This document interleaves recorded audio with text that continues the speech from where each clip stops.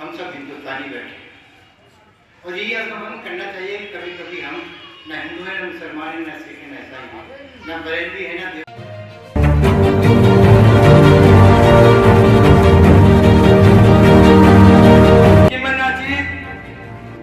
मैं छोटा सा शख्स आपके बीच का, आपका बेटा, आपका भाई, आपके बीच में मैंने छोटी सी कोशिश की थी।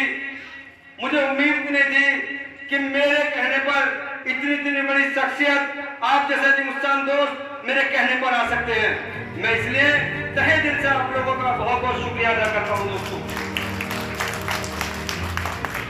और प्रोग्रामों का मकसद सिर्फ और सिर्फ सबसे पहले देखिए अपनी कौम होती है, मिल्लत होती है।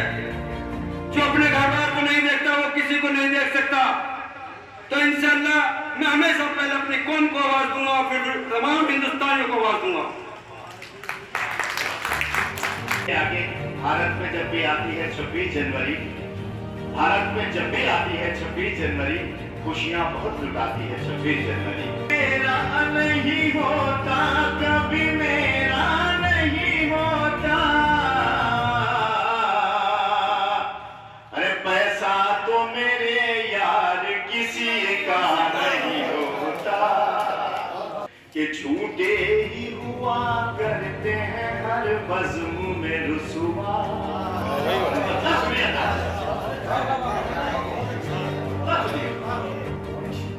झूठे ही हुआ करते हैं हर बज़्म में रुसवा,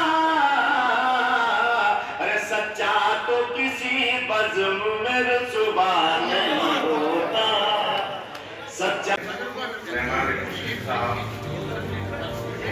इस मुबारक मौके पर सबसे पहले मैं आप सबको मुबारकबाद देता हूँ कि हम लोग 76 वर्षगांठ या सालाना जलसा आज़ादी में आज़ादी मना रहे हैं।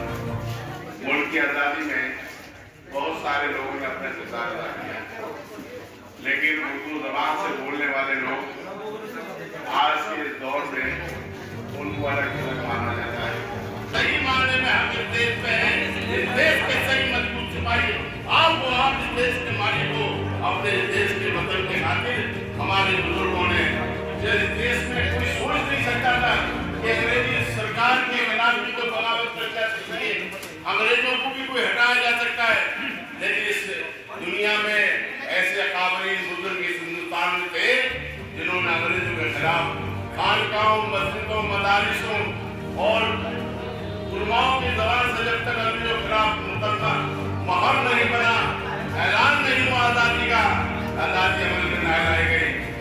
मौलाना महमूद हसन देवबंदी ने लाल रुमाल, तहरीक लाल रुमाल चला करके इस देश में आज़ादी की शुरुआत की।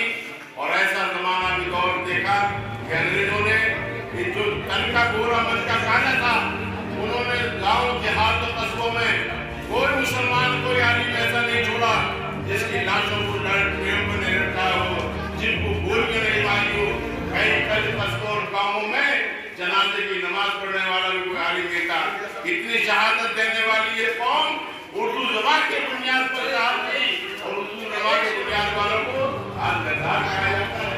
गद्दार होते ही गद्दार वो हैं जिन्होंने अंग्रेजों की चूचा जान के इस मुल्क को एक ज़माने तक गुलाम रखा।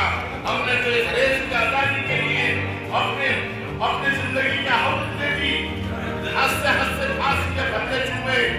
आज उस देश के मानने वालों को, उस आज़ादी के मतवालों को आज शक्ति निगाह से देखा जाता है। बहुत सारे लोग होंगे जिन्होंने बड़ी बड़ी कुर्बानी दी हुई है। मेरे बुजुर्गों दोस्तों, मेरे वालिद फ्रीडम फाइटर थे। सारी जिंदगी उन्होंने पेंशन इसलिए नहीं ली, हराम का पैसा है, इस पैसे